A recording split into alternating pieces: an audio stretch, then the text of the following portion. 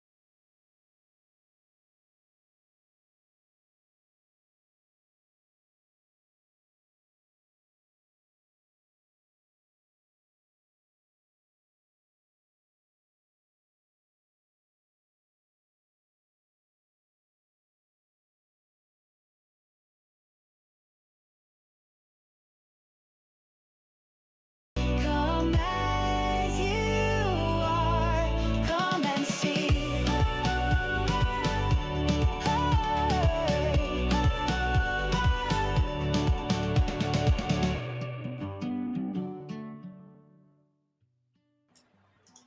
All right. Welcome, everybody, to the Uncomfortable Bible Study.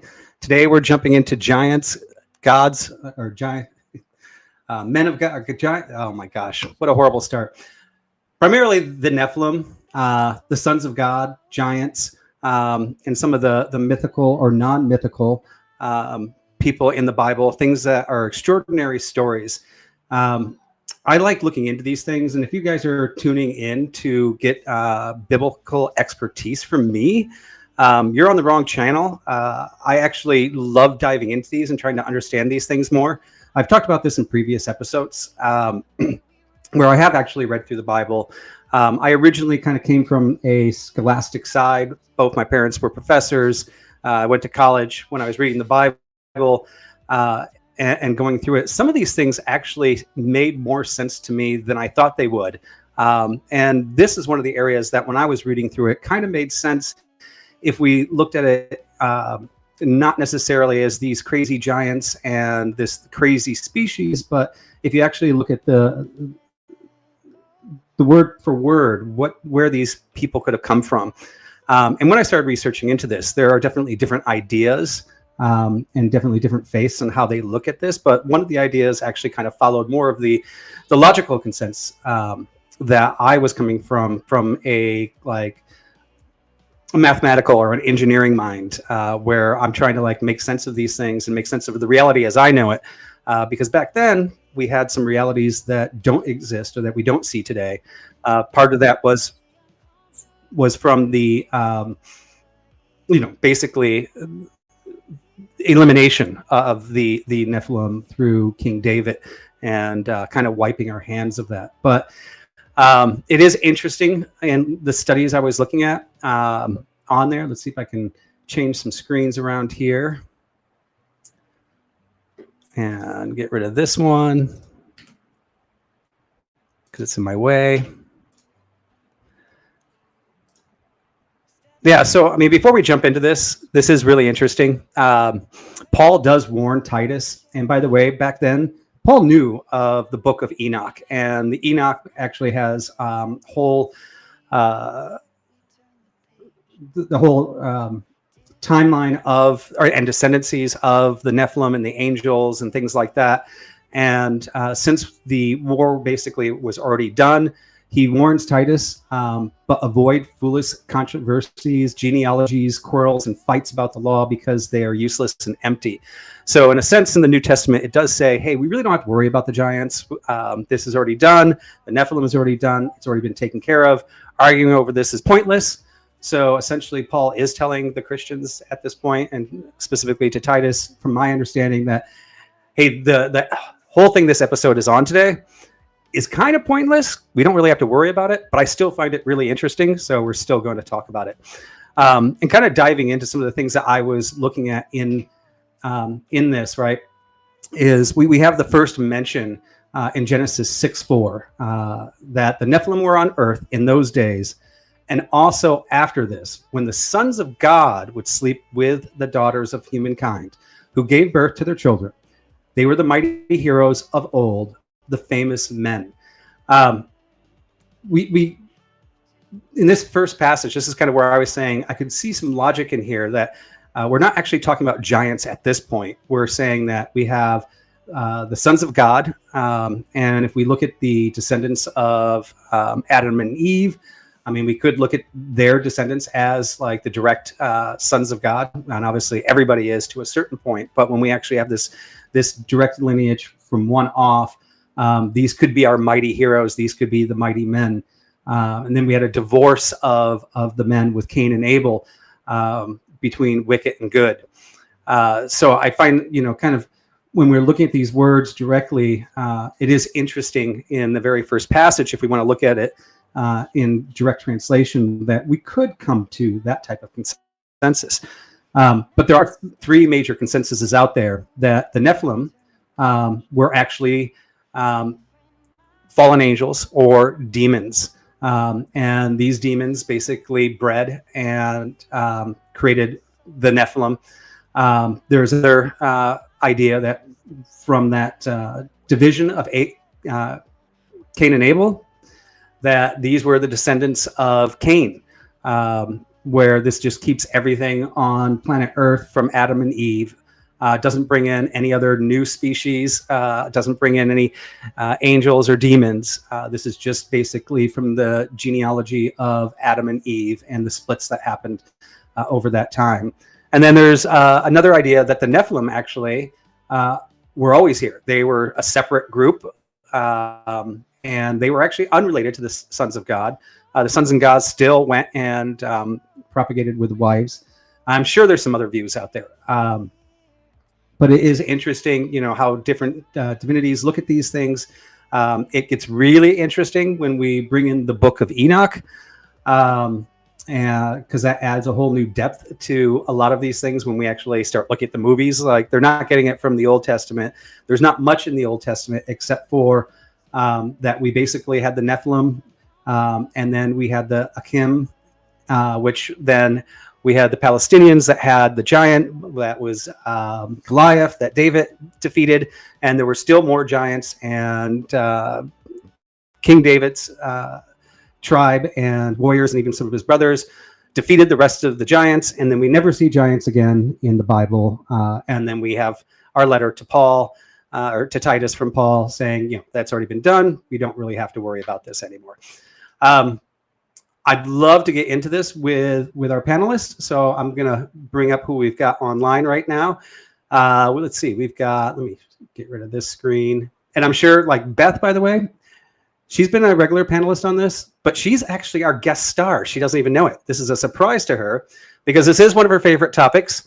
So I'm going to put her on the spot a little bit here in knowing a lot more about this stuff and a lot more ideas about these things than I do.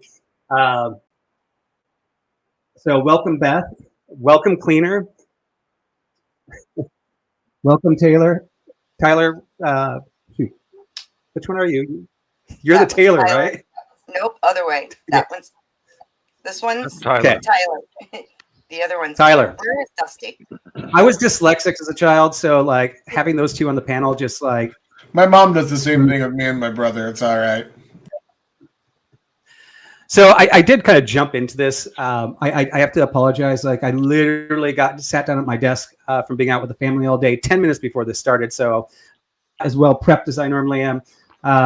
But I am excited to dig into this and look into some of your guys' understanding of this and that. But before we do that, I want to shamelessly plug that I will be on Sarah's channel next Friday on a 1v1, that there is no deep state against Teriak. So please make sure you jump in and check out that debate and post lots of wins for me when I destroy him.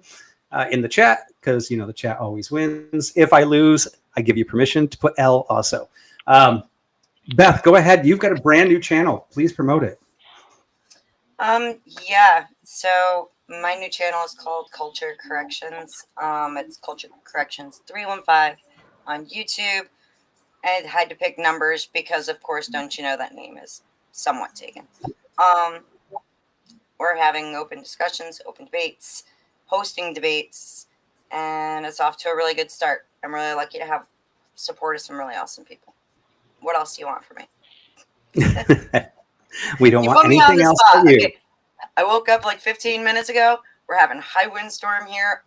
All my settings and everything like reset, and I turned on my computer to everything being screwed up. So, Well, it is the uncomfortable Bible study. So, if I don't make everybody uncomfortable, we're not really achieving the goal, are we? I'm so lucky. All right. And Cleaner, he's all over the place. He's judging, he's debating.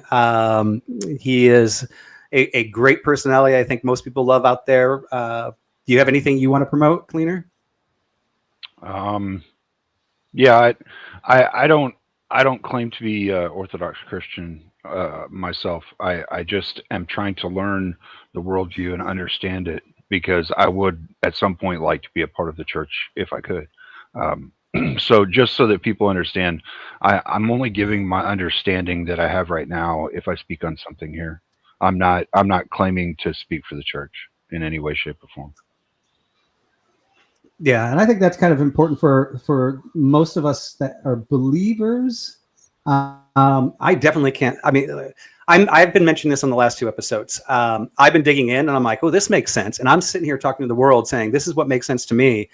And then I was like, maybe I should talk to my pastor and find out if this is even in line with my own church. Being from a Protestant church whose background was Baptist, I'm finding most of our stuff lines up, but there are definitely some other things. And he's given me some books to read. So I don't think any of us claim, as I said at the beginning, to be experts, but maybe some of us do. I'll leave that to those, but I definitely don't know. So definitely don't come to me for the truth of the Bible. That's something I would love to understand. And I think when I sit there at the pearly gates, he'll finally grant me that wish. True with your mouth closed, Tyler. I should mention real quick too that I agree with what Cleaner said. By no means, like, nothing I say is actually even really probably accepted by the church. That looks really good. And while this is one of my favorite subjects, by no means am I like an expert on it. So yeah, I tried to invite the expert.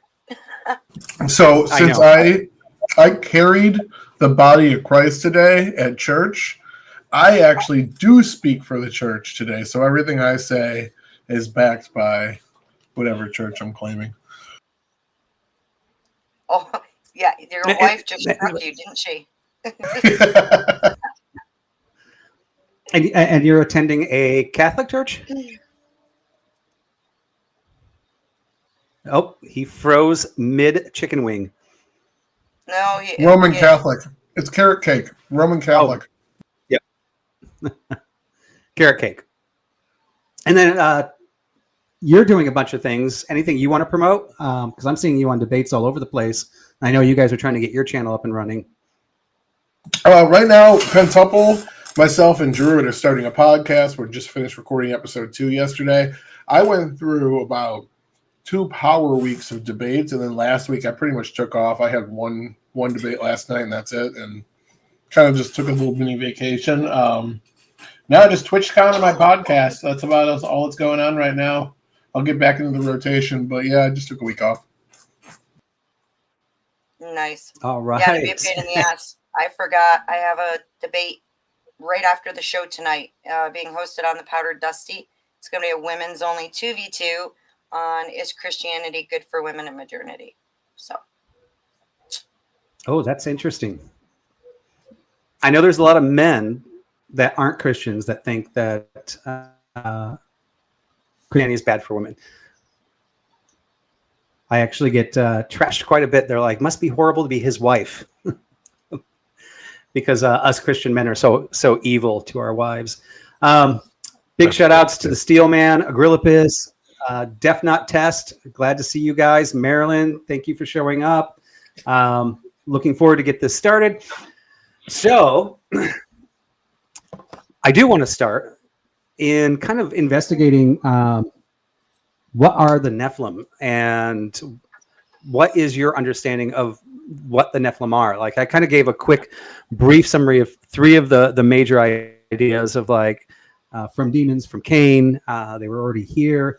I'm very interested in Beth's take here. I actually read a lot, or I read and watched a lot, and I was much more confused about the whole idea than I thought I was when I came in.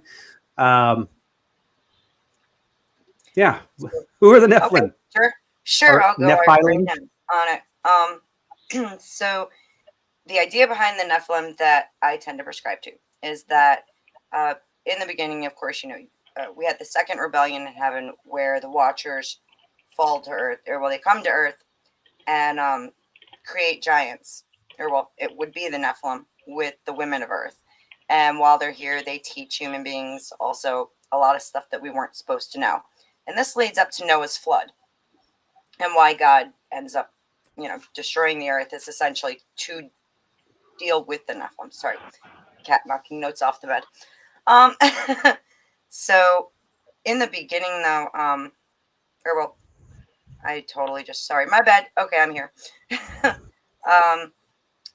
The point, though, is that after this happens, you see where some things pick up as far as you've got David and Goliath, where Goliath is listed as being, he and his brothers are all listed as being giants. So there's a lot of question as to if all of the Nephilim were killed in the flood, then why do we still have them? And it is believed within some circles that the creation of Nephilim never actually stops, right? It comes down to the enemy poisoning the bloodline because we are image bearers of God. So that's where I've been following it too. I'm sorry, I'm a slight mess right now. Yeah, so it does get a little confusing, and like the next one, which I'm gonna have to do a lot of research on to even like fully understand the flood, because I used to think I understood the flood. And as you mentioned, like I was thinking, okay, we got all this impurity. We have that God basically does this flood to basically fix all the impurities and come back from the original sinless, or not sinless, but noble bloodline from Adam, right? And we have in Numbers, right, 13:32 to 33. Then they presented the Israelites with the discouraging report of the land they had investigated, saying, "The land that we passed through to investigate is a land that devours its inhabitants. All the people we saw there were of great stature." So that sounds like a giant. "We even saw the Nephilim there. The descendants of the Anak came from the Nephilim, and we seemed like grasshoppers both to ourselves and to them," right? So this is a report in Numbers, which is after the flood, that they're still there. So if the flood was supposed to get rid of them, and God did that, like, well, now the flood had to be for something else, because I don't think God actually would have failed if that was God's goal, if that was his only goal. Getting into my groove here too, by the way, it's also scripturally they're referred to as the men of renown and the heroes of old. So what you'll see when you start looking at the other civilizations of ancient times is that you actually do end up with almost every civilization has stories that line up with things that we read, like in the book of Enoch and the book of Giants and some of the Dead Sea Scrolls. This is where it is believed that the myths like Achilles and Hercules and all of them came from, was they would have been Nephilim. So not even necessarily giants, but also these human beings who technically would have, I guess, been considered hybrid if their fathers were the Watchers, because You know, they're not fully human, but they also end up having some superhuman qualities to them. And I think I'm pretty sure you'll find scripture in our regular Bible pertaining directly to that one. Yeah, I think I saw something that was measuring them, the Yeah, giants, and they were actually more cubits than the length of the ark. that one potentially. But then again, I mean, so I have a lot of questions when it comes to that, because also pre-flood we see that human beings, scripturally speaking, lived a lot longer. So Yes, potentially hundreds. after the flood, maybe they don't grow as tall, for the simple fact that the lifespans have been shortened of everyone on Earth. It's an interesting question that a lot of people are debating about, that actually look into this stuff. Yeah, because I mean, we can see that. I mean, I'm sure there can be firsthand accounts, right? But given fear, NBA. I mean, my children can give a first-hand account of a giant that stands almost half the height of our house, but that's just their perspective. Doesn't mean they actually saw that, right? And it would be a first-hand account, and in their mind, based on either their fear, their misjudgment, their perspective. Even if it's a first-hand account, doesn't necessarily make it accurate. So, you know, I don't know. How about you, Cleaner? I mean, have you looked into or have any understanding of this whole area? A little bit, yeah. What I understand of it, like you've already said, the Nephilim were the fallen ones, so to speak, the sons of God that were here on Earth, and some of them had nefarious intent. And the giants, as I understand it, were, and it kind of depends on what Bible you look at. Some of the Bibles decree that like the giants were Nephilim. Some of them say they were products of Nephilim.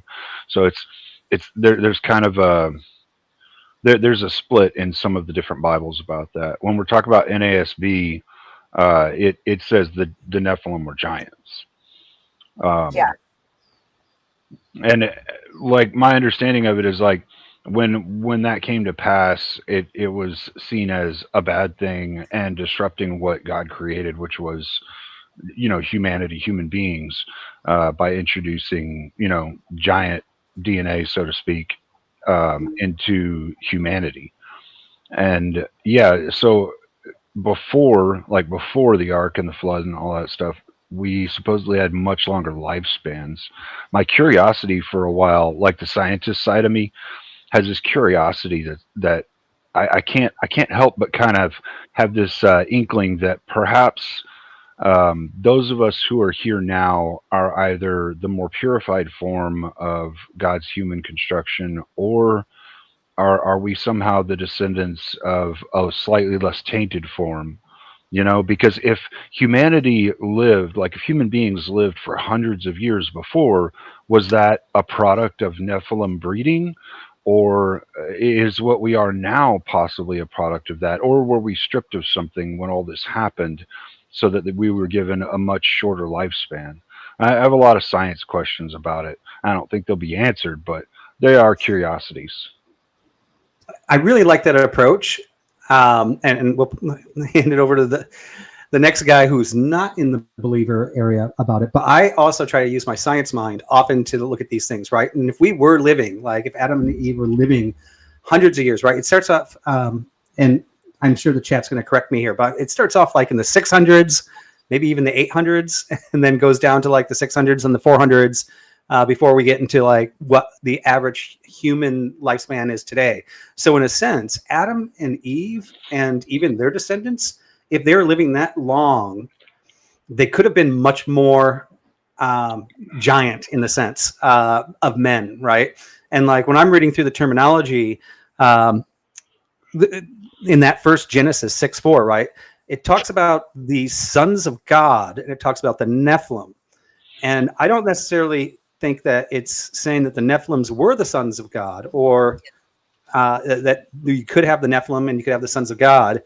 And when you look through, when I did my own research on this before I actually asked like the internet, like, is there any other philosophies on there? I looked through the Bible, trying to sort out, could the sons of gods just have been like some of the original long living, basically leaders of the everything after Adam and Eve, right? They were considered giants because they were the ones that started the tribes.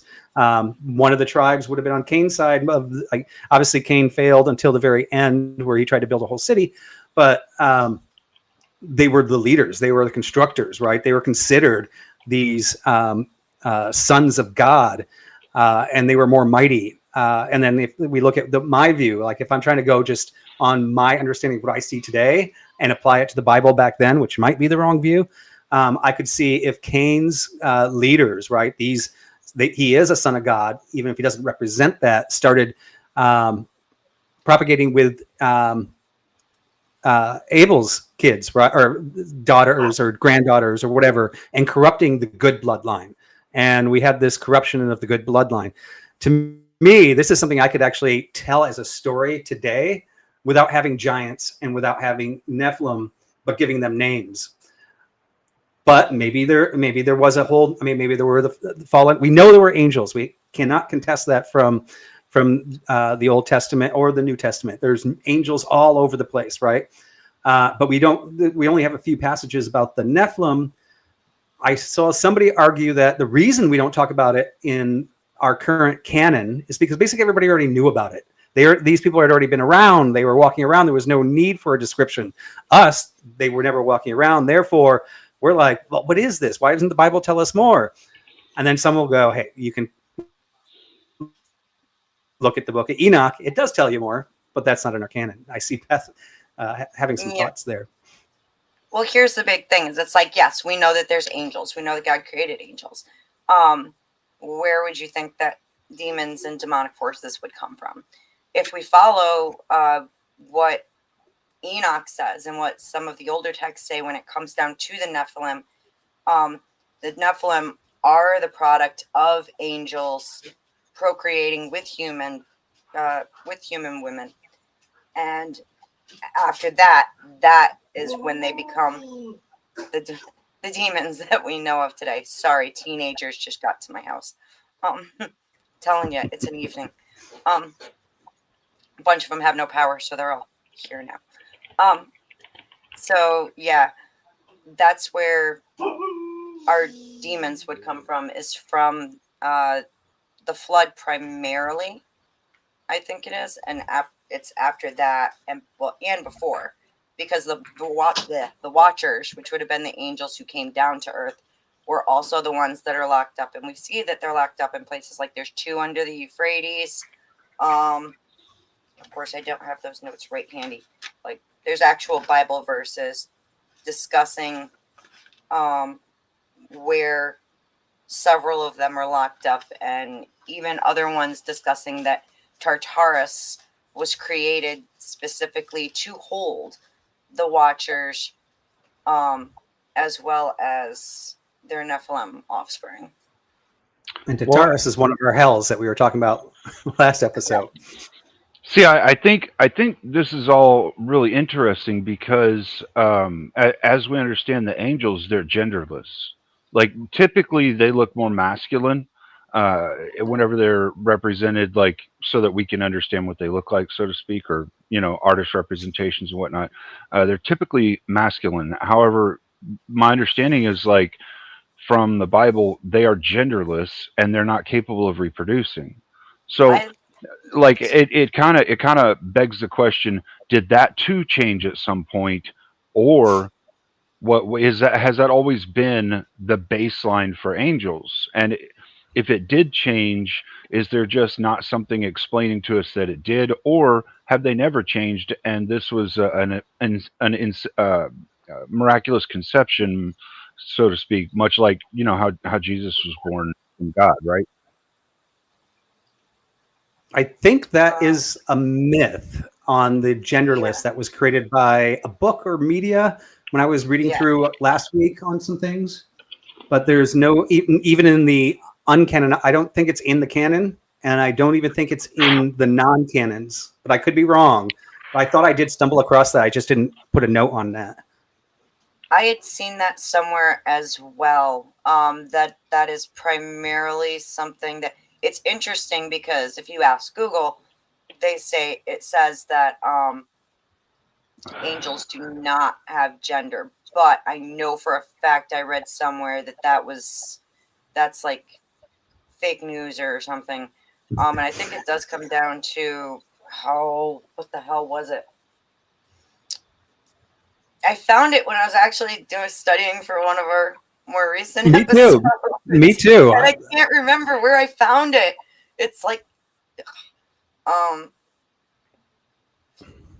think that if we are, all right, so God creates humans in his own image. I would assume that the angels would be as well. I don't think there's anything that actually precludes. Well, I mean, if you want to play the logic game, in a sense, God would have to be neither. Right? Because God didn't propagate to make himself. He doesn't have a wife, from what we know. He didn't have two parents. That depends on which belief structure you ask. Some say that he does. Oh, it's interesting. And what are their parents? What does his parents do? Oh, Are they Lord. retired? I have no idea. The whole story is so weird. Like, I'm literally just poking fun at, I think it's the Gnostics who say, or no. It's in Judaism where there is a feminine. Oh, crap. This was another one that I actually found. Well, there are references to the genderlessness or the sexlessness of angels in the Bible. I think it's in here. I've got one pulled up. Matthew 22:30. It says, "For in the resurrection they neither marry nor are given in marriage, but are like angels of God in heaven." So they don't like, Well, and I don't know if that's like a that speaks should to claim. marriage, not gender. Well, right, but in those times, if you didn't get married, you weren't supposed to do the deed. But I get it doesn't specify explicitly right there, but there's a number of them that kind of hint at it, but none of them come right out and say it from what I've read. But there's a lot of things that we also see that we have to understand from how the biblical texts were written back then, like when they were written. Well, why would there need to be marriage or procreation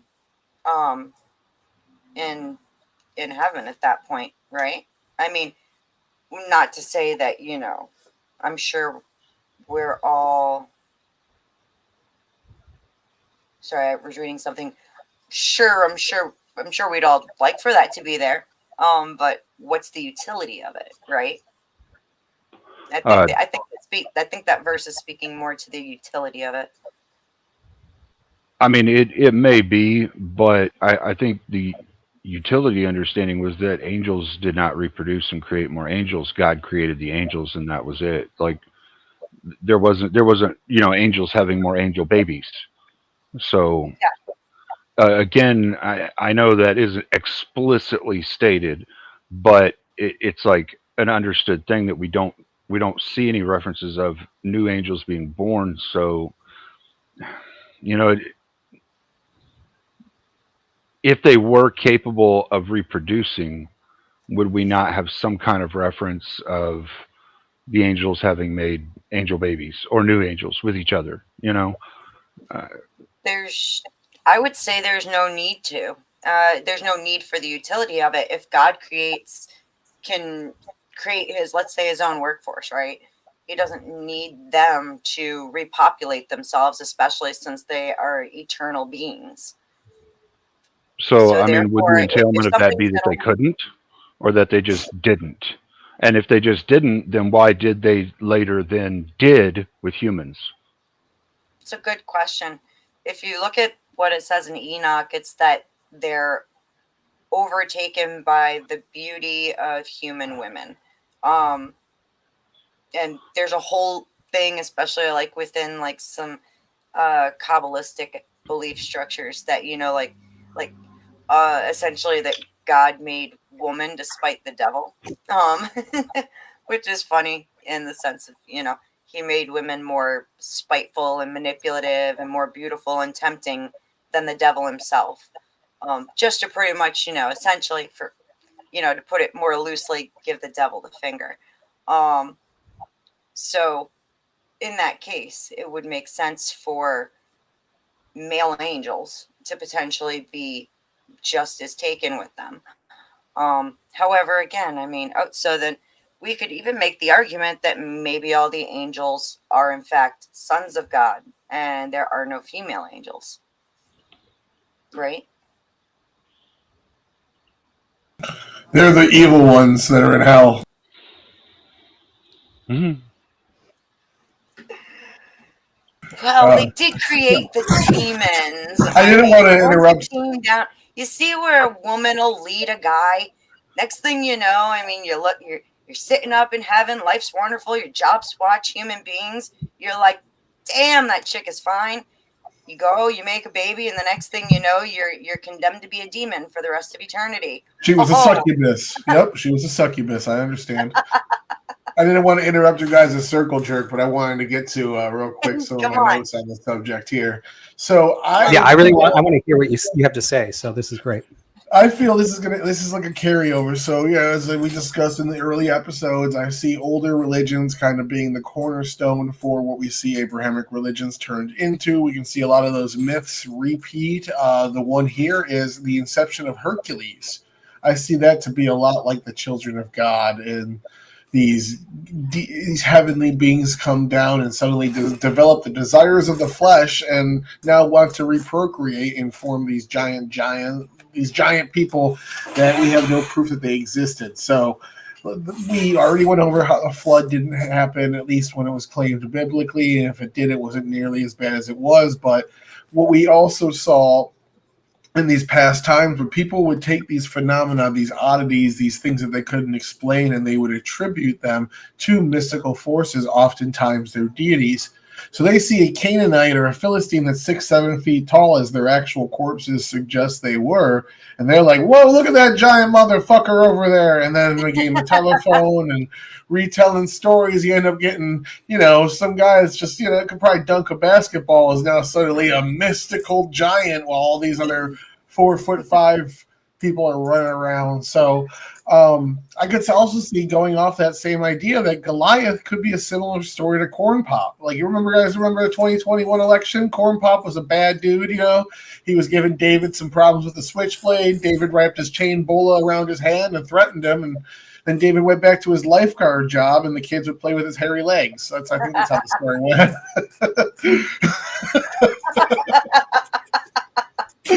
I think that's how the story went, I'm pretty sure. But yeah, so it went something like that. Yeah. I don't know. I could see also that, like, the reason why this isn't spoken about, you don't hear about it. I've been going to church now, so I'm basically an expert for, like, I've been 3 times, so, I'm kind of professional at it. Yeah, I've never heard the Nephilim brought up. The first time I ever heard this word was playing Diablo, the Blizzard game. You're called a Nephilim. I think it starts in Diablo 3 or maybe 2. I'm not 100% sure.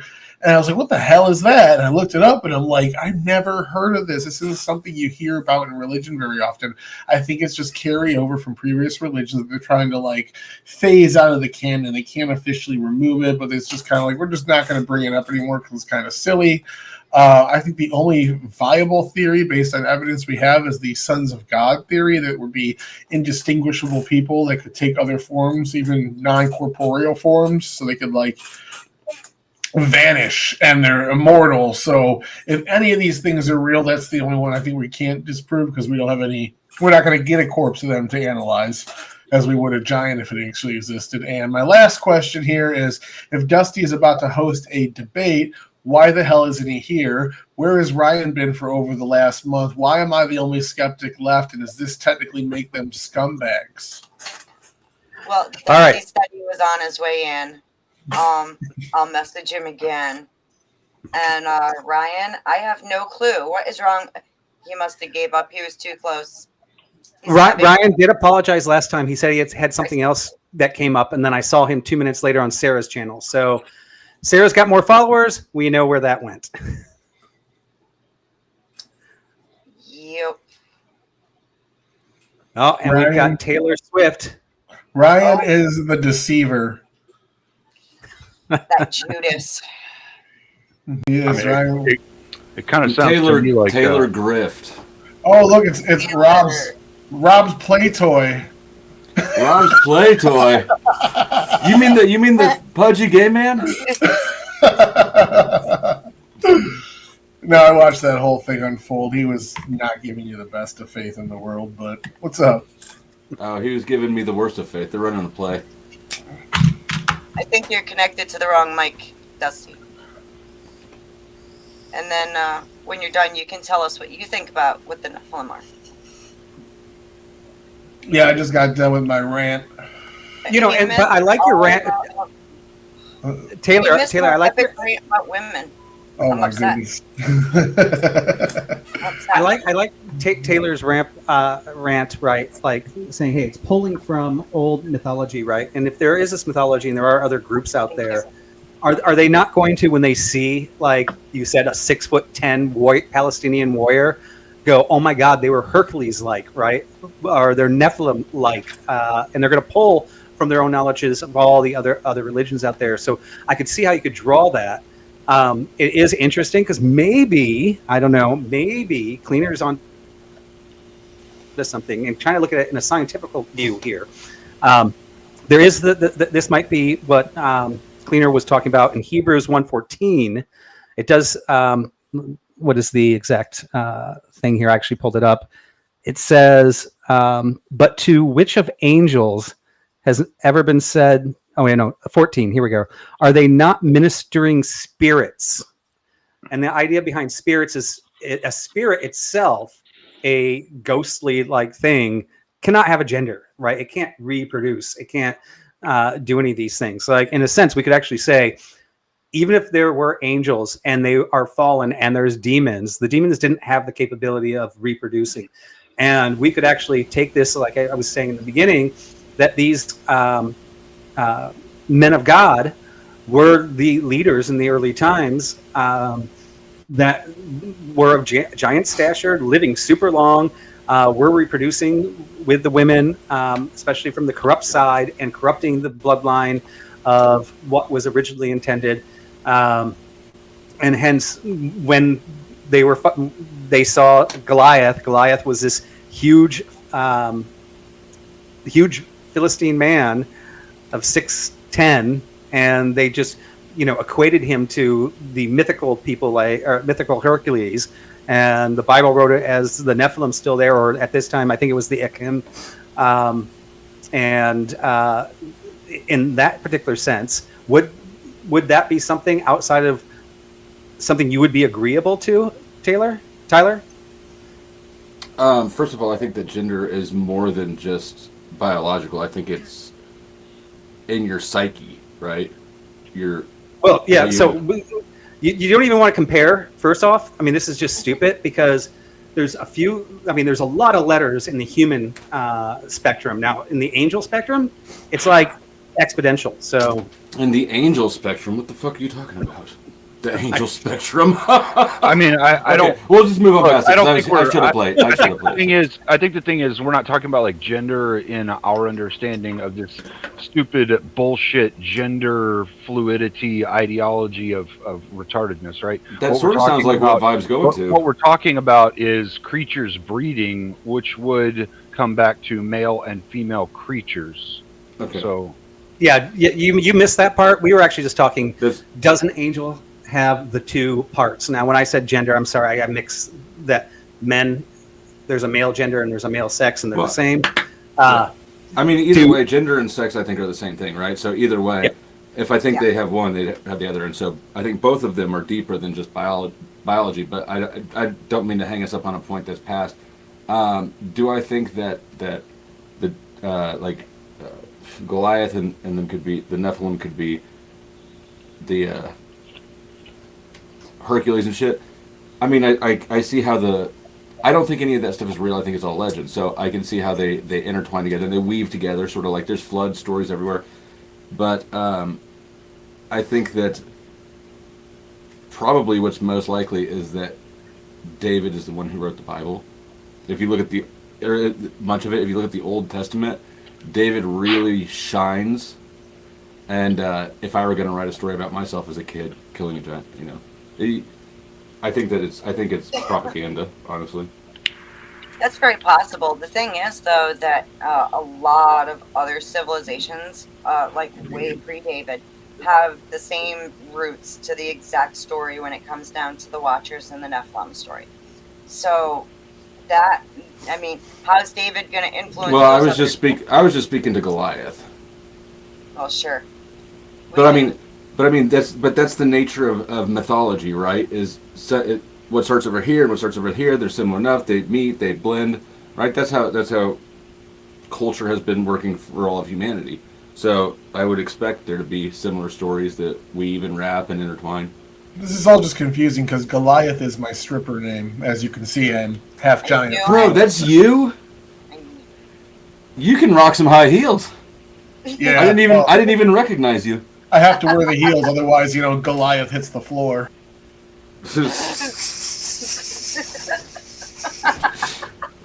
You've won the internet so far today. You get this W. This W's for you. There's something wrong. I do want you to bring your wife on to confirm that. Oh, you didn't think She's too Wait a busy second, recovering. What are you talking about? Let's remember the I don't wanna know anything ceiling about fan it. injury a couple weeks ago. Whole new context now, isn't it? What? Remember, right before we were supposed to start the show, when the ceiling fan hit I Tyler mean, in like the head? when we're talking about like what happened within the context of what we're talking about, it doesn't really matter if a male like Tyler was or was not supremely endowed. We're talking about like Nephilim and the breeding of angels with females. So males weren't even in the picture of that. Like human males weren't even in the picture. So this has nothing to do with the topic. What? So there. Wow. Fun sucker. Suck all the You're fun out not of it. so special after all, Tyler. He's just mad because he's got a little one. Yeah. You got They a knuckle lump. They call him David. That's his stripper.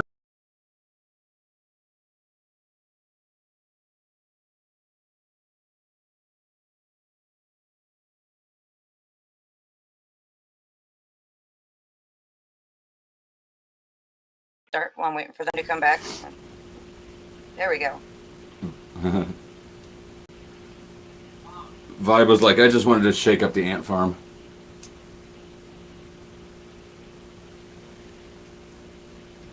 No, I think it's good now. I think it was definitely on my end. Everybody started like cutting out in and out, and I was just trying to close some stuff up here.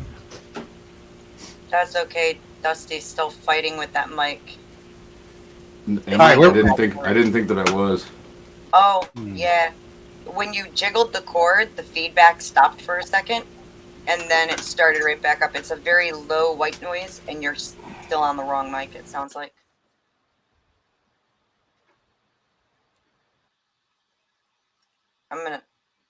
It might just be the plug-in wire too. Sometimes if you don't have it plugged in all the way, it'll produce that feedback. Can't hear you, Cleaner. You're real quiet now. I said it might also have to do with the microphone. If you don't have it plugged in all the way, sometimes it'll produce that feedback as well. So it might just be the plug. Yeah, this cord's giving him shit for a minute now. Everyone got real quiet. Is it better? Ashley? Sorry, I got off the flow where we were at here, right? So I know that we were kind of talking about it's all mythology, right? And I mean that's going to be Taylor's view, but Tyler was actually saying, "Hey, maybe if they weren't fallen angels, right? And maybe if these were just men of high stature, men building cities like Cain did in the end, right? Building a whole like empire of a city. This would be considered a god or amongst the men as a god of man. And I don't think so. Not in order to like feed. Like if you start looking at like Greek and Roman mythology, I think a lot of those characters come out of this. That's why it's like when I talk to, like people who prescribe to Norse beliefs, right? I'll actually affirm their belief and just tell them, sorry though, by my belief structure, your God has a lowercase g. This is not a God. I mean, like if we were to encounter an angel tomorrow, right, and they showed all their glory, they expressed their powers, they did all these things to prove that they're not just another human being. The average human is going to fall down and probably think that they're interacting with a god. So Beth, you're gaslighting me. My mic is fine. You're gaslighting me too with your opinion. No, I mean if you look at like around that time period, the Mesopotamian civilizations, the Epic of Gilgamesh was about like a big, large man who was a great warrior, large in stature, and depicted as godly because of that. Where like, I walk into like, if I go to an Asian country, I'm 6'4", I got these giant guns, I'm perceived as a god to them as well. Most rooms I walk in, that's the case anyway. So, but yeah, like when you have these like larger than life characters that are able to do things that the average person can't just naturally, like you're looking for an explanation from that, and you could say like this one has godly blood and he was blessed with these genes in a way. I could see that being, again, other cultures around the growing Christian myth or mythos have similar stories about figures that fit that criteria as well. So I think it's just really tall people, personally. You think these stories that different cultures have, these quote unquote myths, they're loosely based around some larger than life representation of a person, like people trying to describe someone that is, bigger, stronger, has abilities better than humans, whatever. Yeah, you're saying? We have, what was that guy that had the giant blue oxen that traveled the United States? Paul Bunyan. There you go. We have our own. Abe the oxen. Yeah. Yeah, blue oxens don't fucking exist. All right, the only closest thing you got is a red one with the buffalo. But bro, bills. do you think that maybe they had blue oxens? But those were Nephilim oxens. There you go. We have our own Nephilim myth, with what's his name, Buffalo Bill. We got another part. You see, this is where I think like we can actually look at this, and there's actually from Christians belief here that these don't have to be these like giants wandering the earth the size of Babe, the ox, and Paul Bunyan. They could have just been perceived that way, and through mythology, you're going to be the minds of the people are going to be much more prone to make them in a larger than large status, but doesn't necessarily disprove that our interpretation or the three different interpretations of that are untrue. Just means because you're taking the most fantastical version of it, you're saying, well, because of this fantastical version, I'm just going to reject it straight out. I'm not even going to look at that. Maybe there is this other explanation that these were just men, but men from the wrong bloodline, men from a desire of evil, men that shouldn't have, that God did not want going this direction. And I know not everybody on this panel agrees with that, but if you start looking at it that way, now we're not in the fantasy land anymore, right? And it can very well be interpreted that way. Probably, my guess would be that it's just, if you look at anything, everything, it's advertising, right? Think about titling a YouTube video. Think about making a thumbnail. Everything is hyped up. That human instinct is pretty universal. I got to think that they were doing the same thing back then to make the stories invigorate, or that's just really what I chalk it up to. I think that's the most logical explanation when we find an old story that seems fantastical. So kind of like drama to cue people into the story, to keep people entertained. Right. It makes no surprise to me that a drama queen would make that statement. Is it cope hard or cleaner. Shots fired. Damn, he must be a Rob Clean. Noir fan. Yeah. Are you cranky? No, not at all. Okay. I was just stating a fact. It doesn't surprise me that a drama queen would make that statement. That was a pretty dramatic statement of you. Do you disagree that people are enticed by drama? No, I don't disagree with that. Some Okay. people are. So you were just taking a shot because you're cranky? Wasn't taking a shot. Mm. Oh, that was only me, so I apologize for that. I need a shot.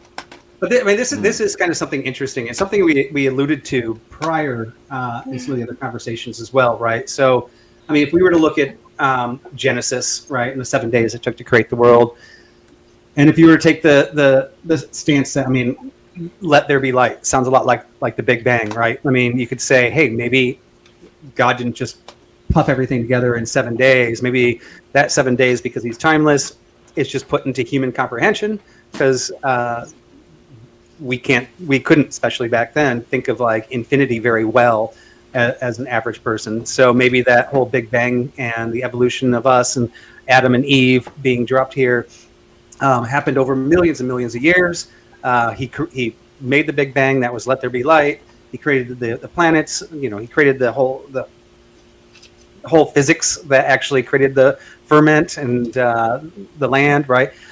Now we're not in a fantastical story anymore. We're actually, and if you look at how everything came about, it's in the same order, right? And this is before they even understood physics and before they knew about the Big Bang. It's very ironic that they actually work in the same order. Now, if that happened, and this is fantastical, and this is not Bible study, this is just a crazy idea out there, and I kind of heard Cleaner allude to it in a previous episode, and it goes to all these other religions or gods that you guys keep on talking about, is when we're actually looking at the Jews escaping Egypt, right?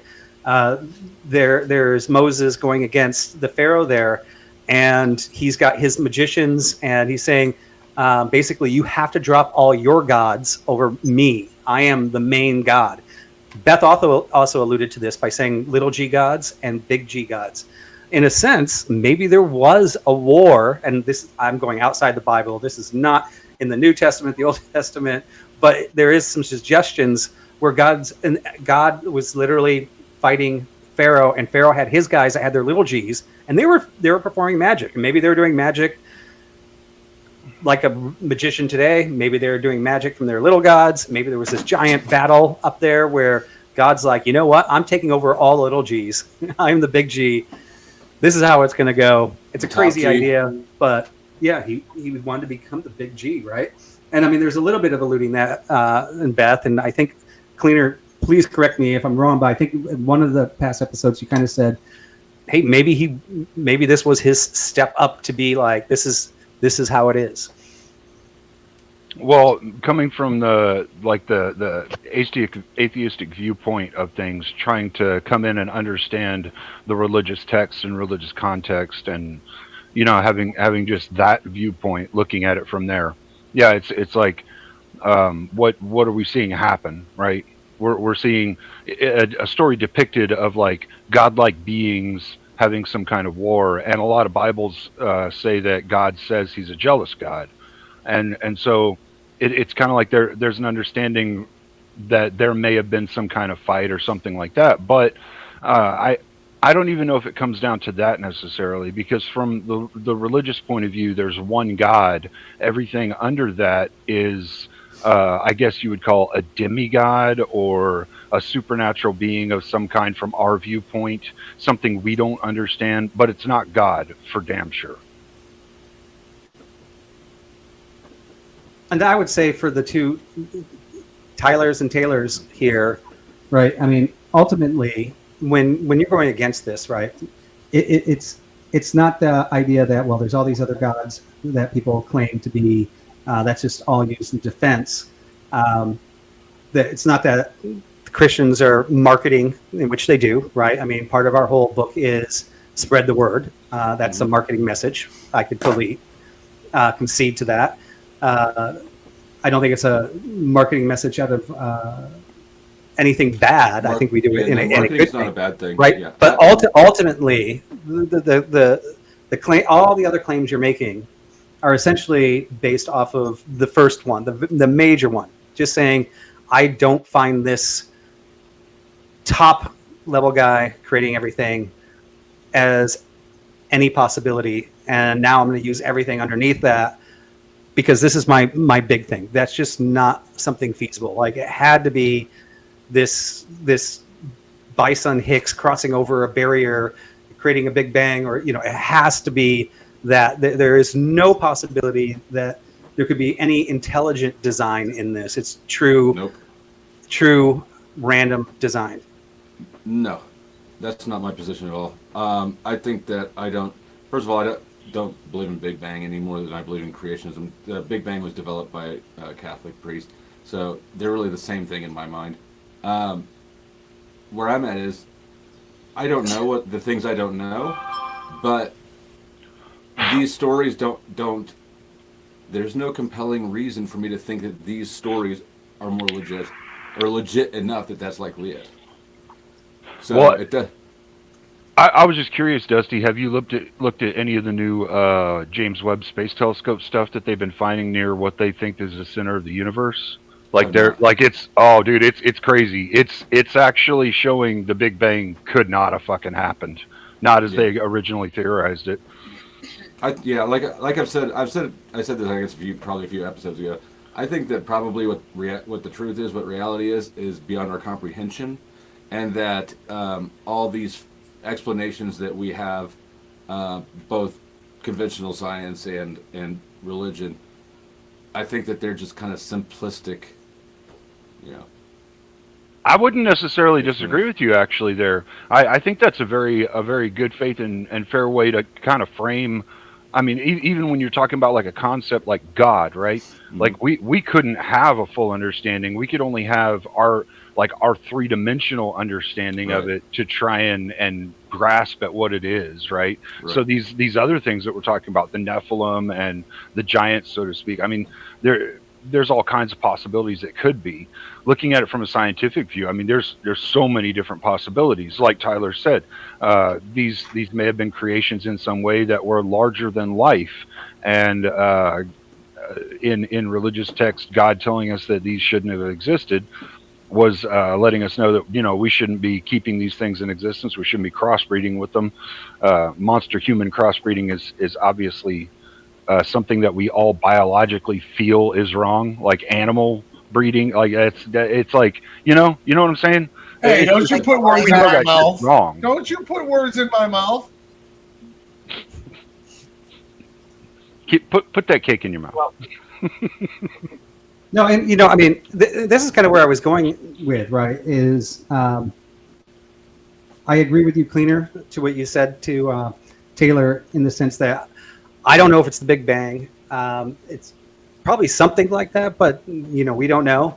I don't know how the universe was created. I don't think any of us actually know. I think maybe someday we might, and I think through God's grace, He wants us to find that. But my point being is, and I'm glad you kind of said, yeah, we don't know, right?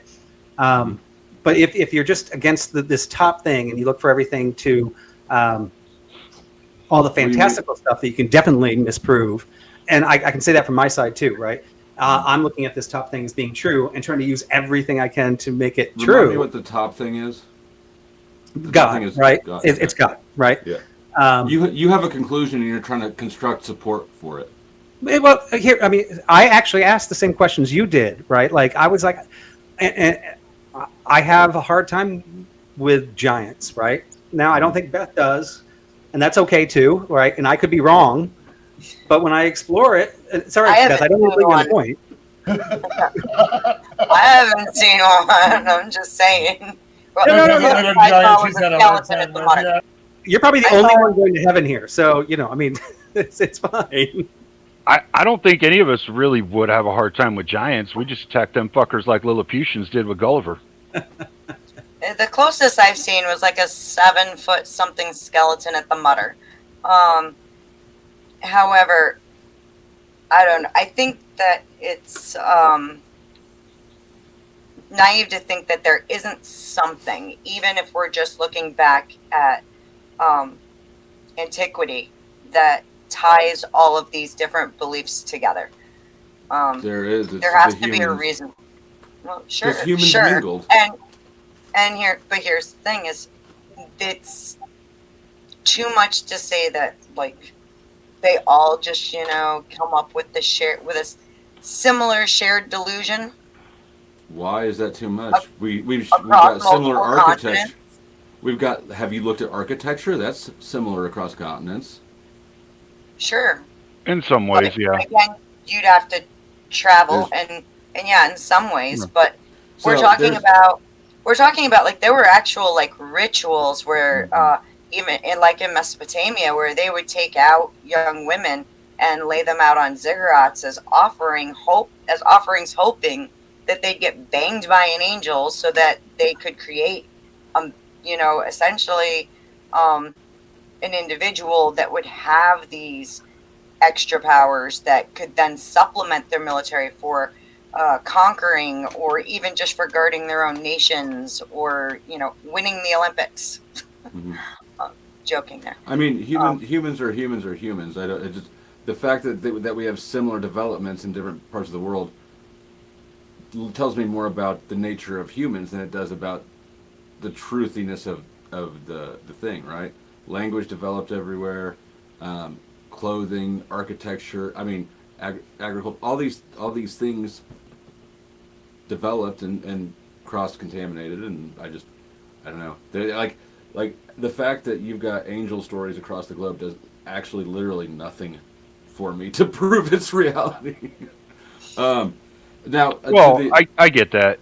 I'm kind of curious. Like, do you think that like I get there's like Mary Shelley's Frankenstein, like stories that are just they don't seem to have any kind of air of truth to them. But I mean, would you think that it's fair to say that there's at least a portion of stories that have like some air of truth to them, like people saw something and so they tried to explain it with a story? And like you said, yeah, I agree, people dramatize things to make the story bigger than life and so that other people will read it. And I don't think it's unfair to say that may have been done in some stories. Now I wouldn't necessarily say it within the Bible because I couldn't speak on that. I wasn't there. I don't know, but so I guess I'm not sure what you're asking. well, I'm just asking, do you think there's like some air of truth to some stories, even some biblical stories perhaps, that explain, different creations, different quote unquote abominations, people, things like that? So, I mean, as far as truth in the Bible, I think you weren't asking about this, but there's definitely like historical figures and right, there's facts of history in some parts of the Bible. I don't remember where I heard somebody say that they believe the Bible has a lot of truth but not a lot of facts, and so I think that's actually how I would probably look at it. I think there's a lot of truth, but I don't think that, say, the creation story, for instance, I don't think that that's literal. I think it's a metaphor, and I think that I don't know why that's hard for a lot of Christians, maybe not you guys, but a lot of Christians to accept, because that's how Jesus spoke. It would make sense if the whole Bible was constructed such, but I get that, and I think like with the creation thing specifically, it's much like the Big Bang, where there's so much that goes into it that there's a lot of people that will just accept the Big Bang as a thing, right? Or God is a thing that created stuff, because there's a lot that goes into the creation side of it, and not everybody out there can be like a creation expert. So I think it's fair to say that some people just take it on faith that like the Big Bang happened or God created things or whatnot based on their worldview. I mean, there's a lot in the Bible about the shepherd and the sheep, right? And humanity is really good at being sheep. I mean, we love to just to follow anything that makes sense that comes across our ears without investigation. And we like to outsource the hard part of thinking and deciding. Yeah, absolutely, right. And I mean, this is what we're trying to do. And one of the reasons even bringing up Nephilim and the giants is because I think when somebody dislikes something, right, they're gonna go after their interpretation of what they hate the most, right, and they're gonna extrapolate it and blow it up bigger than maybe necessarily what it is, right? Whenever I'm doing a debate and somebody knows I'm Christian, they'll go into an attack on some Bible verse that they actually don't know the context from. They don't know what the words are before and the words after, right? And they'll come up with their own conflated story of that particular line, saying, "This is why I'm a horrible person," right? In this particular case, we're not actually, I don't think anybody's ever attacked me in a debate on the Nephilim, but it is one of those things where somebody's like, the Nephilim is just too crazy. I can't believe the rest of the story, right? And this is one of the reasons I like having these discussions and not being a sheep. I still accept that there's a shepherd, and I still can talk to the people that I believe are the shepherds. But at the same time, I just don't want to be a blind sheep. I do want to understand. I'll die. I know for a fact. Last debate, when we opened the open panel, somebody was like, "You've been a Christian for 10 years and you still don't get it." That appalls me. I'm like, there's people that have been studying their whole lives trying to understand the universe and they don't get it. There's people who've been studying the Bible, pastors that still don't get it, right? I don't think because you're diving into it and saying and admitting you don't understand it in 10 years is anything bad. If anything, I think it's actually part of the true heart of what God created.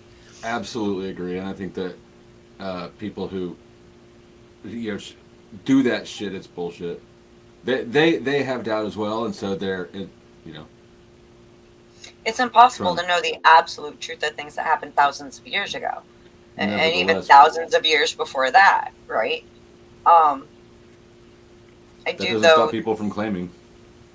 Sure, of course not. Well, everybody 'Cause wants. I tell you what I could probably do, and it'd probably be much more entertaining, is I could probably do an hour each week before each episode and just go to all the apologetics out there, Christian apologetics, for whatever the topic is, and they all have a really good answer how to tear down every atheist, with some sort of explanation, right? That would be an easy show, right? Bob, you realize that a few minutes ago you just explained how you have a conclusion and you're searching for supporting evidence with the God thing. Yeah, I'm searching to understand better. But I started that off with saying I'll probably die, and I'm pretty sure I'll die not knowing. But did Jesus say the truth shall set you free, or is that one of those That's cleanliness is biblical. next to God? Is it? If you have a conclusion already determined when you're searching for evidence to support that only, then you're not searching for truth. You're searching for what you want. Well, people want to know the truth, so I would think that looking at as many sources as possible is a good place to start for that, right? Sure, that's not what I'm speaking to. I'm speaking to the willingness to accept, to follow the evidence or what you find where it leads, instead of just rejecting That's things. fair enough. Yeah.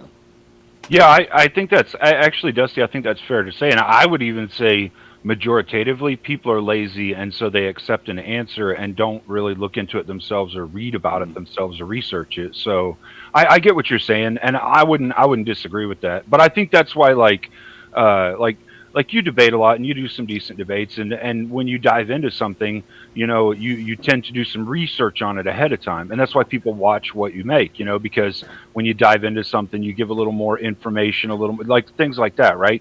And so we have storytellers, much like when we get into a debate, we debate something. Well, we're coming with the information we've learned and we've gathered, much like storytellers come with the information they've learned, they've gathered, and produce a story from it. And I wouldn't necessarily say that what they're saying is ever factually a lie, right?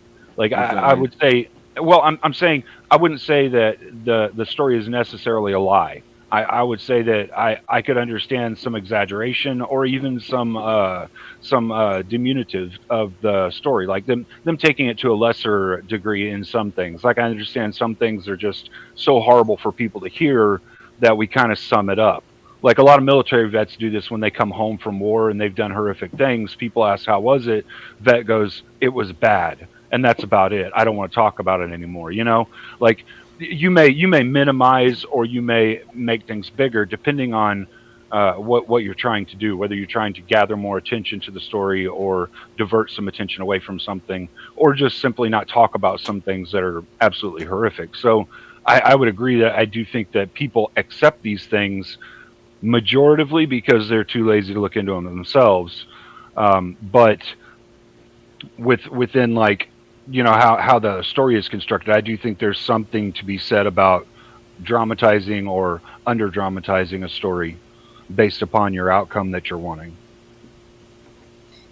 As well as depending on the situation, who's in the right and the wrong, like who the winner is, who the loser is. Every story is going to have those influences as well.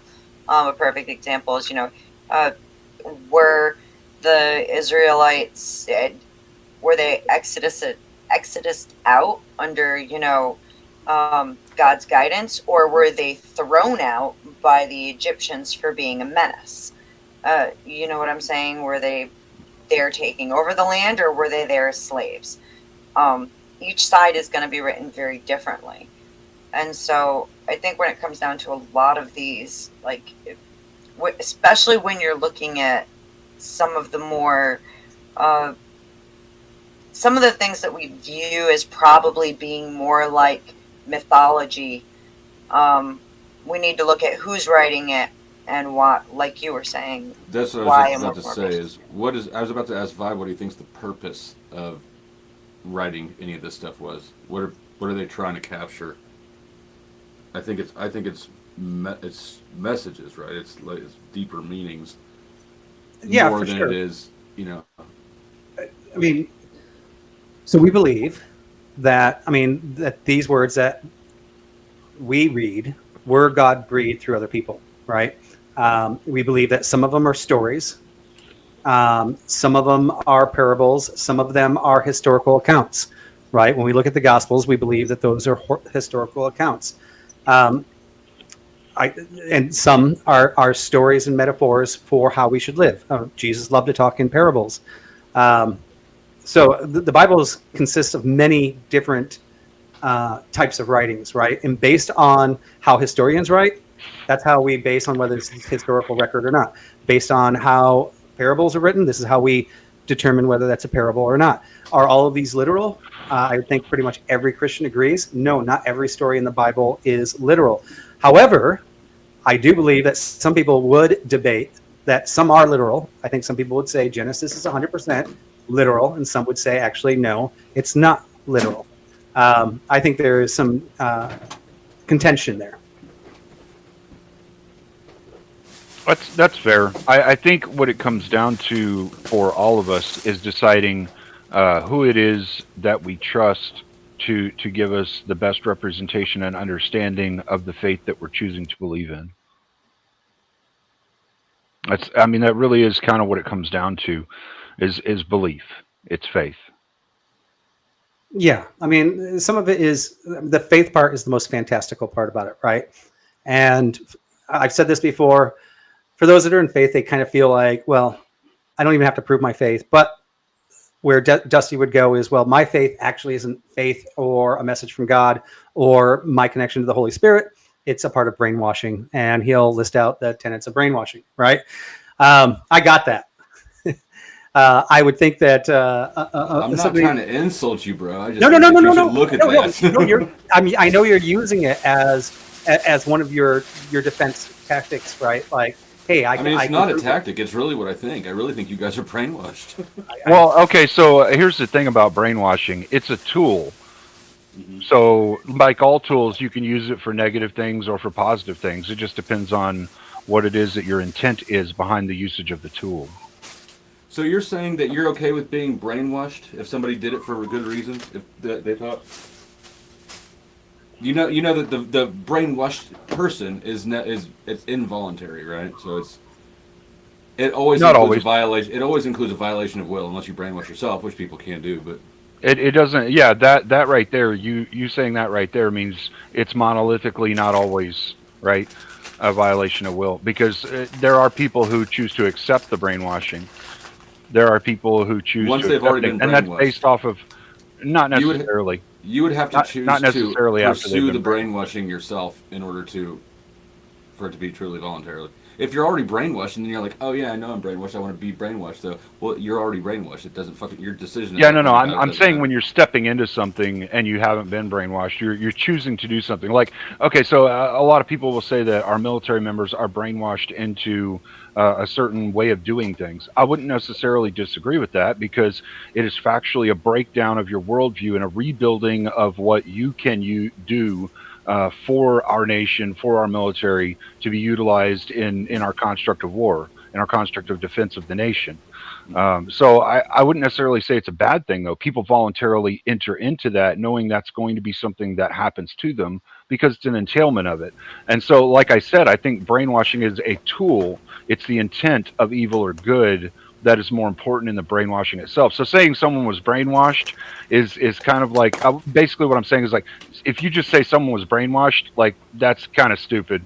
Like No, it's not. yeah, no, it definitely is. If you aren't saying You're they were coping 'cause you know positively, you're doing right. no, I'm not. I'm giving you an understanding of my position on this. Is that if you're saying someone is brainwashed in a negative way, then that's something to have a conversation about. If you say someone is brainwashed in a positive way, that's something to have a conversation about. But saying that someone had a tool used on them, like a doctor uses a stethoscope on you, I think is being disingenuous and saying something with a If negative somebody else bias attached brainwashes to it. you, no, if somebody else brainwashes you, they're training you. They're removing a component of free will. That is always an invasive attack on a person's autonomy. Unless somebody chooses it voluntarily. Right, so I would say something like So it's not always. I would agree with like soldiers, or even you join a frat and get hazed or whatever. Those forms of brainwashing are entered into voluntarily. I would say there's. Sure. I would say I don't know that it's same- for the best same of the thing with individual, religion, but though. it's their choice, right? I would That's say their the same thing with religion. People Only- enter into that because they accept that brainwashing is Only a if- social construction they want to adhere to. Only Because if they they see can the net truly positive. enter into it. So if you were raised in the church, though, you don't have the opportunity to make that choice. And I don't necessarily always call that brainwashing either. Accepting of a thing is No, not I necessarily don't brainwashing. I don't expect any of the Christians to agree with me when I say that it's brainwashing. Really, I was just saying that I'm not. It's not a tactic, is what I was saying. It's actually what I believe. Yeah, I understand that's what you believe. I think that they're in most churches, right? Most, I'm qualifying most. They do give you at least, I think every teenager ends up rebelling against their faith at some point in time in their life. And it's not like they get dragged back in kicking and screaming, with some exceptions. Okay, there's some that absolutely do that. If you program somebody's subconscious to believe a thing, it doesn't matter if they rebel or not. You program them to believe the thing. That you can Well, just, Sure. Do you think mean- that we do that with our children when we're raising them? we do that, Yeah. but religion seems to be the only one where we train our children to, maybe not the only one, probably patriotism to a large degree, where we train I was our about to children say to that. believe. What about yeah, Republicans and Democrats, and what right, about right. like, No, that I all agree, the but things not that to we the, brainwash but our not to children the, to? but not to the same degree, because religion has levels of removal from reality that even politics doesn't have. But yeah. What's your qualifier for what is brainwashing? You want like a thing, like black, white, red, blue, the line. I can drop the list, the brainwashing, the link to the brainwashing stages, so the that reason you can see again. The reason I ask that is because there's a lot of things that are attributed to someone being brainwashed, but all we're doing is teaching someone something that we understand to be true. Like if I'm teaching my son math, I'm not trying to brainwash him, but the way that you're talking, it almost sounds like you would add math into the list of constructs that we are brainwashing into our children, which I think is ridiculous, but I'm not sure if that's what you're trying to say, though. It's not. Well, following the law too, right? Like if you decide to steal from your neighbor, you will be punished. If you decide not to follow this rule of our religion, you will be punished. If you decide to, hit the kid at school, you will be punished. I mean, they're all kind of based on the same thing, right? I mean, we're doing these things, whether it's a societal construct, a religious construct. And by the way, the societal construct that we brainwash our kids lines up pretty much 90% with the Christian construct as well. There's probably a variance of 10% in there. So whether you're brainwashing them with Christian or non-Christian secularists, you're doing the exact same thing. I think it's disingenuous to call like all of that brainwashing. There may be a small percentage, but I agree too. But like I couldn't attribute the large portion of what humans do and what humans are choosing to do within their lives to just brainwashing. Hold on a second. I think this is it. I don't remember what the link I found last time was pretty good and easy, and I'm not finding the one. There are steps of brainwashing. What is it, like an 8-step process that was developed when POWs came home from Korea, I believe. Yeah. Yeah, you sent it last week. I actually read it. If you still do you still have that handy? It's going to be in my history from last Sunday. If you still have it handy, that'd be great. If not, I can find it. But anyways, no. When I say brainwashing, I'm not just saying teaching, right? There's specific steps involved in it, including fair enough. Like isolation. Isolation's a big one. Punishment, reward. Punishment, rewards. Right. The whole system. Condemnation. Face to salvation. Dependency. Right. Yeah. And it really is. Anyways, I think it describes religion perfectly. I think it describes raising children the way that you the way don't you know got what it the framed so fuck far. it is. You haven't seen it. How do you think that? Well, based off of what you told me so far, it just describes raising children. Yeah, the one that you gave was, and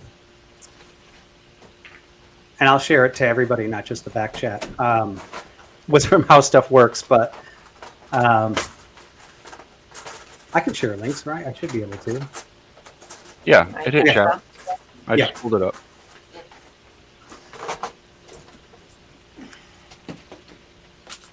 Yeah, I figured leave that to everybody. But yeah, I mean, the whole brainwashing thing too is like just started off with one human figuring out how he can manipulate another human, and then somebody finally like documenting it step by step.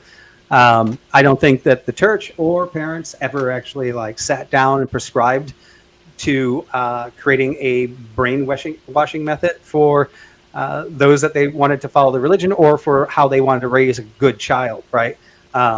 However, somebody eventually like documented like this is the perfect way to do it. And I think through society and evolution, it's a characteristic that you will find that everybody does for a better society, right? Not necessarily to convince people that something that is real is not real. However, those that have documented it probably figured out how to do that. I think brainwashing tends to be subjective to a degree where if you work really hard and you convince somebody to come over to your side, it's something to be celebrated.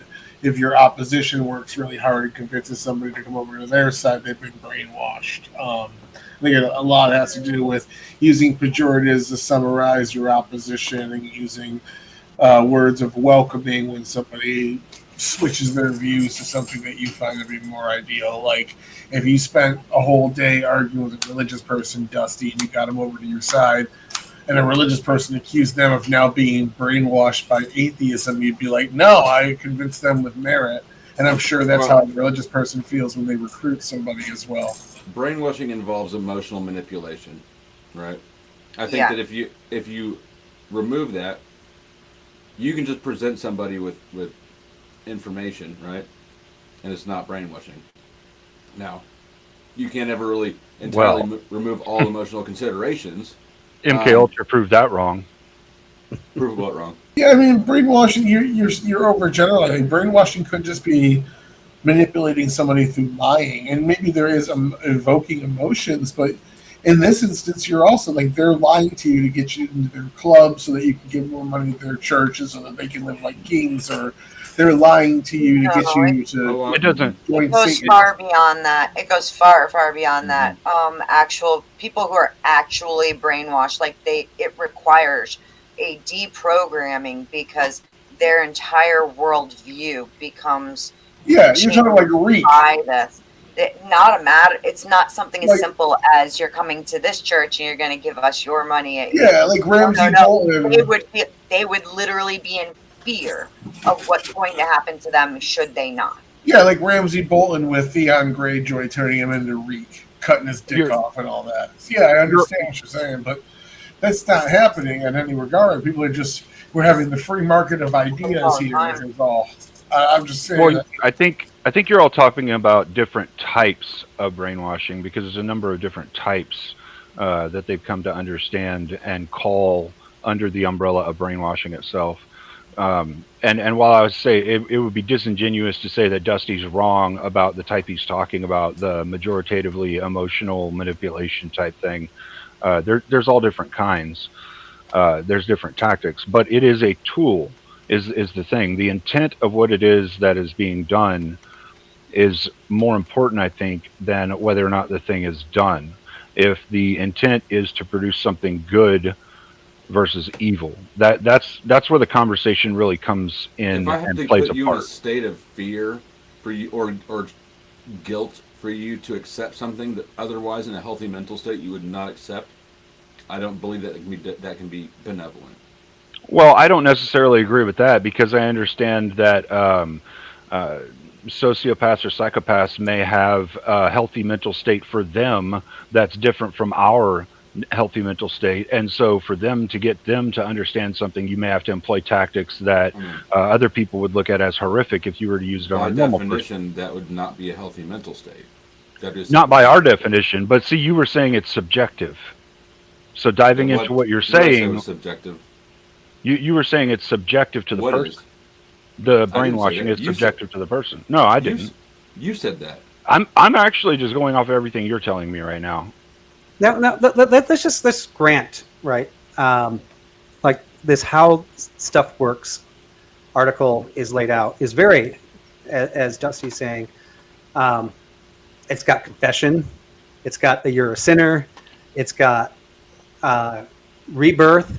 Yeah, that's kind of a massive umbrella that they put of things under brainwashing, which is why I Bro, said, do you want to see the thing first before But- you start arguing against it?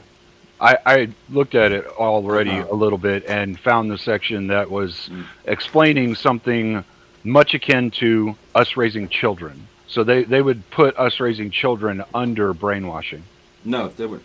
according Okay. to this article.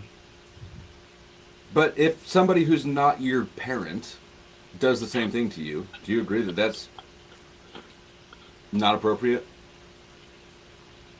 It would depend on the intent, and it would depend on what it is they're trying to teach you. See, you can justify anything. Well, yeah, I mean, Well, you Some could things are justify this. justifiable, yeah.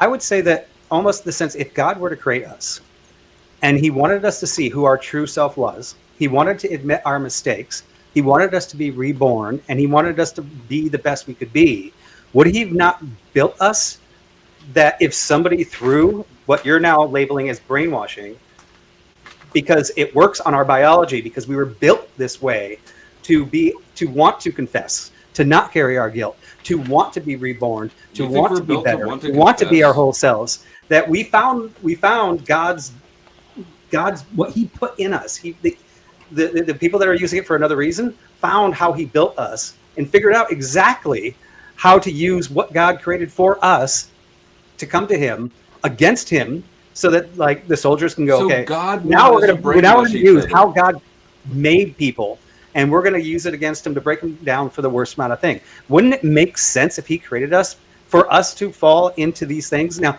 you've thrown a label on it, but it actually sounds like confessing your sins. Like I've never, like, by the way, going through this brainwashing, like I when I read it 2 weeks ago, that's why I wasn't scared of sharing it. I definitely could see, and I know how we work, like in the sports arena. I used to train junior Olympic gymnastic girls, right? And we tear them down, and then we build them up to make a gold-winning Olympian. Like we follow the same structure, the whole tear down thing. I have a friend in college who trained to be an Olympic gymnast, and that's just wild. Oh yeah, I left the sport and I didn't become a professional coach because of how bad it was. And Maybe it was with bad. that understanding vibe, maybe with that understanding, you understand what I'm saying. When I'm saying like what they are putting forth in this how stuff works ad, whatever you want to call this bullshit. It does kind of encompass us teaching our children. I mean, it's got it laid out there. That is what we do as parents when we're teaching our children. We do institute emotional responses to some degree, good, bad behavior, good, bad responses, rewards, punishments, all of that, right? But We do all of these things when we're teaching our that's children. not So the context what I'm you're putting you're in, though. saying, yeah, I don't really care if that's the context. If you're I'm giving me talking a about framing, religion. Religions are not an institution is not your parent. You're oh, not a I child. get you want to attack religions with this. I'm just trying to show you how it's ridiculous to kind of put No, everything you're human desperately beings trying do. to defend religion from something that's plainly obvious. No, This is no, plainly what no. religions do. I'm trying to say the umbrella that you've put everything that is brainwashing into almost encompasses everything we people do with each other on a daily basis. Unreal. But it does. Looking at this article, it does. In relationships, if your wife is behaving like a single woman and you don't appreciate that and it's against your boundaries, you're going to tell her that that's against your boundaries, and to some degree that warrants emotional manipulation and All right, control let's talk tactics, about right? what about So isolation? I mean, you're like what you're doing is definitely framing a lot of what we do in human society let's talk- under let's talk- brainwashing, which I think is disingenuous. I know you do. Let's talk about brainwashing. One of the steps of brainwashing. You say we all do it all the time, everywhere. Any of us been isolated? Any of us isolated each other since we've been in this interaction? I said based off of what you're saying up there on Up your where? on your how stuff works. Well, up on the tab that I've got, how stuff works. Your little I don't know article which one you're looking that at. describes it. You're acting the like a real one- drama queen right now. The one that Vibe linked. I'm just trying to understand how you get from the topic of brainwashing to like it. I mean, and it really does encompass Yeah. almost everything we do. If you're just teaching someone something because they want to learn about it, that's encompassed under this umbrella of what how it works says is brainwashing as well. Okay, so And assault that on was the one that you assault dropped on to me last identity. week or 2 weeks ago. Right. So So you're saying that assault on identity, guilt, self-betrayal, breaking point, leniency, compulsion to confess, channeling of guilt, releasing of guilt, progress and harmony, and final conclusion. This is not shit that normal people do all day, you psycho. Hold Yeah, on.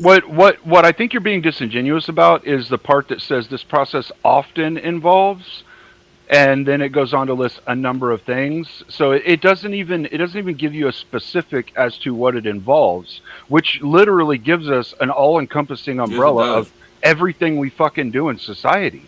I'm reading it. Lipton ultimately defined a set of steps involved in the brainwashing cases he studied, and that's what I just listed. I don't Hold on, see I anything got a about Lipton in question. here. Well, I About don't know what to tell you. Word brainwashing. search it. Would using a shock collar on your dog to train it be considered a form of brainwashing? Why did it move? I would say no, not in this particular brainwashing, but I would actually say that's another form of it, because I would basically say that the whole idea when people are thinking about brainwashing is rewiring the brain, right? And we're wiring the rewiring the dog's brain with a shock collar.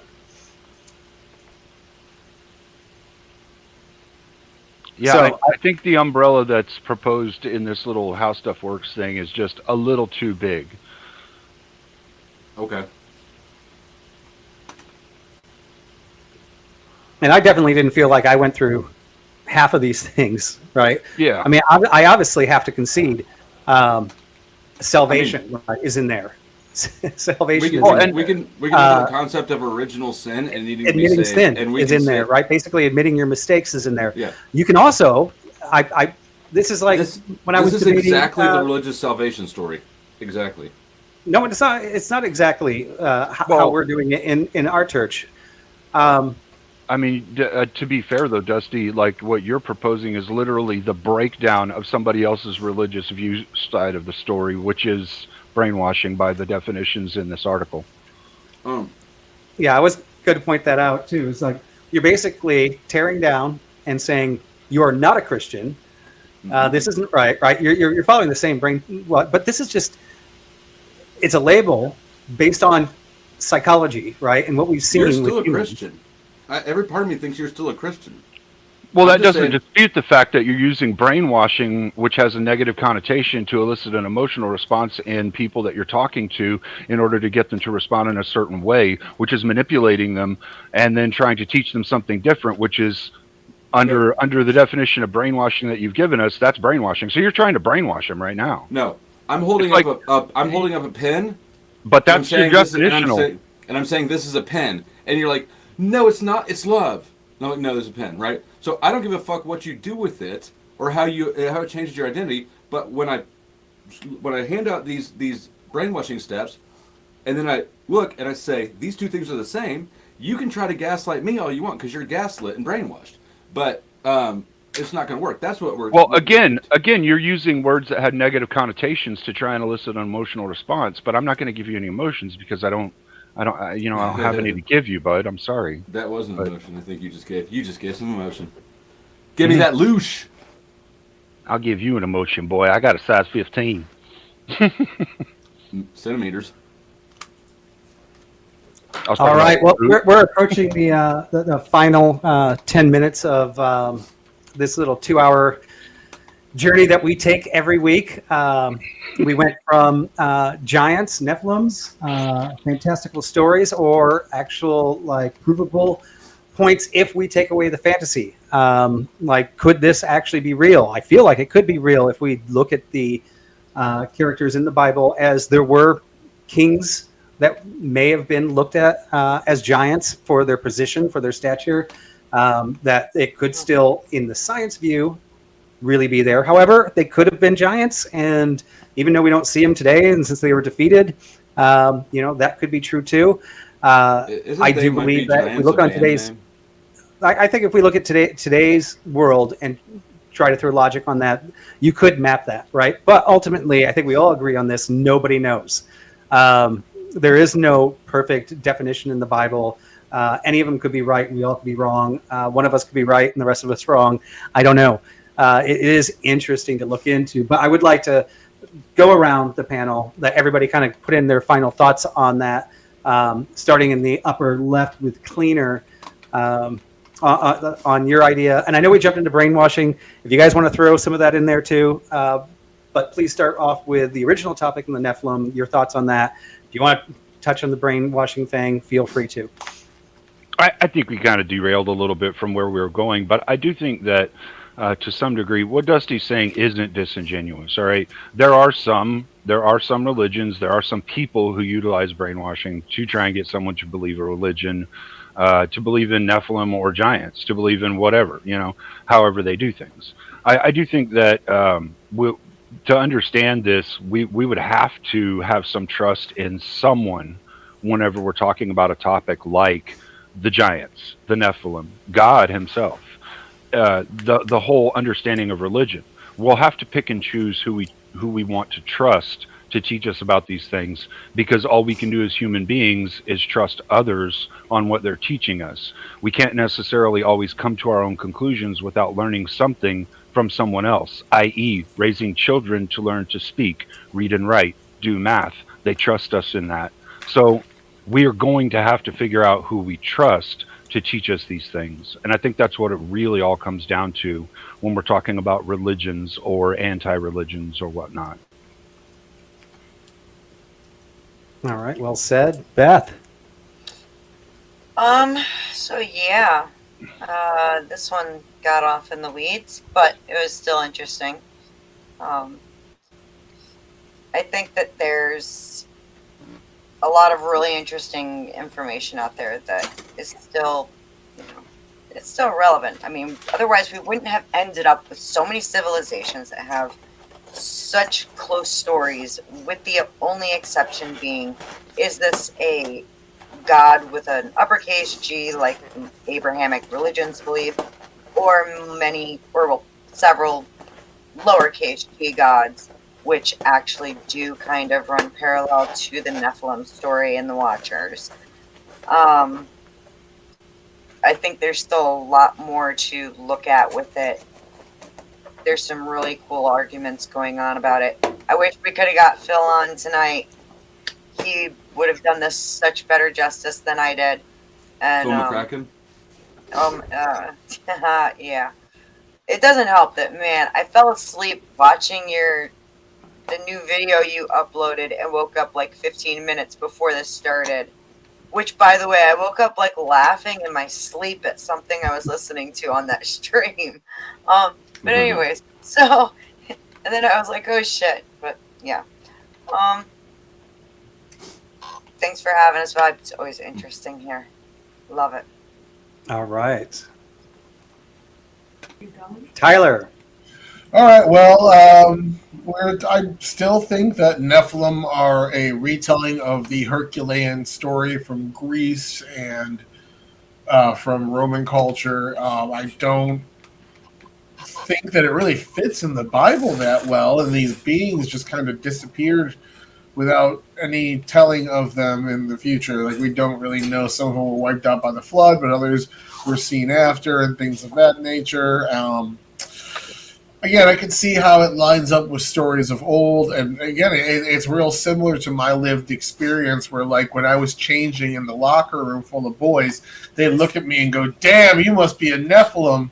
Because that thing, like, you got giant's blood in you. You know, I know how it is. Like, Shout out to the big cocks. yeah, Throw exactly. away your mom's high heels, Tyler. It's sometimes when I get erect, I lose so much blood to my head I pass out. It happens. Tyler, your wife needs to smack you right now. Where is she? That's why. Which type is the universal recipient? That's why he's that blood type, so that they can just transfuse him while he's. It's O. He's looking He's at- basically saying we didn't get all the Nephilim. There's one left. Yeah, exactly. There's still one left, but no, like, I see it as a continuation of these myths, and, like, realistically, like, if I don't agree with, as I was saying, if I don't agree with you at the top, then these sub arguments almost seem a little more futile, because we're disagreeing at the top level about the existence in the first place, and bigger contradictions than this. But it is a really interesting subject, and I don't know. I like to know more about it, and that and, like, the different classifications of angels and whatnot are all really super interesting. The canonicity of those, but I just don't. I don't know. You guys didn't sell me on anything today. I'll say that. I'm still lost in the woods. All right, Taylor. Yeah, I think that. I just think that they're myths. I think it's. I don't know. I just think that there's. I think there is an interesting story. I actually do like the story. I just don't think that there's any reason to give it any more credence than, wood nymphs, for instance. Like elves. Except that it falls in line with the Christian pantheon. Is that the right? I don't know if that's the right word. Also, I want to say, I was not being disingenuous or bad faith in anything I said here tonight. I actually think what I think. Some of you just don't like it. All right, thank you, Taylor. Yeah, and as always, here I am on one of the biggest shit shows of a Bible study out there. That's what you signed up for. Yeah, I don't know how I ever thought that was going to work, but I'm still going to try to make it work, and I'm not going to stop. Have we ruined your faith yet? No, not at all. Okay. Actually, every time I get ready for one of these, and the more I dig into it, like I said at the beginning here, like when I was reading through the Bible from front to back as a Christian with a science mind, a lot of my ideas started getting a lot stronger in the belief the more and more I read. However, I kept on going, but does this follow what everybody else thinks that's a Christian? And I found the majority of the time it does, but not necessarily my faith. So that makes me sometimes question, which of the Christian faiths am I supposed to be aligned with right now? But I have found nothing that in anything that I've read that has misaligned with anything in the main Christian faith, even when looking at it from a science mind.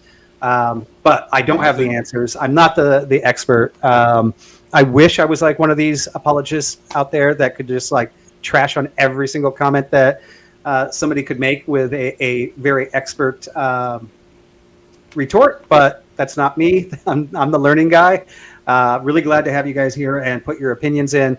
Really glad to have all the different versions of faith out there. Very happy to have the supporters out there jumping in on the chat and giving their opinions. It's great to see Lynn's animated effigies always showing up. I just saw Abe in there. God bless you too. It's fun. We're going to keep on making it better. We're going to be getting into things that are more mainstream soon. And the things that people do contest. The reason they hate the big G and the Christianity is in some of the modern things that we do that do not align with society. So I think those are going to be some interesting discussions coming up. But we are still doing a couple more of the fantasy ones, like the Flood, and I mean the Nephilim lead into the Flood. Also angels, and then we're going to start digging into the societal prescriptions of the Bible and where they conflict. So we're definitely going to get a lot more heated, and it's going to be a lot more interesting. But as always, I'm just out there spreading love, no matter what side you're on. Love everybody on the panel. Love all the people that hate me in chat, no matter where you are. It's just part of how we work. So thank you guys. Thank you. Hey, Dusty, thanks for the pushback. I know I kind of came at you a little hard during our back and forth. I do that because you're offering me good pushback to talk about, and to have a debate about. So, hey, thanks for your views, and thank you for being willing to argue things with me on this. I really My pleasure, enjoyed it. brother. Yeah, Look you at drama that. queen. And they did it without borrowing Tyler's high heels. It's so awesome. They love each other. We're both trying to get out of here so that we can go to the strip club and see him. They're not my high heels, they're my mom's. I look great in my mother's clothing. What the I know. I was getting ready to hit that mute or that hide on stream button in case you were going to do some type of prom bomb. Nephilim, this. I knew he couldn't have gotten hit by the ceiling fan all on his own. Don't be a monster robot crossbreeder. The question is, were they 4 inches or 6 inches?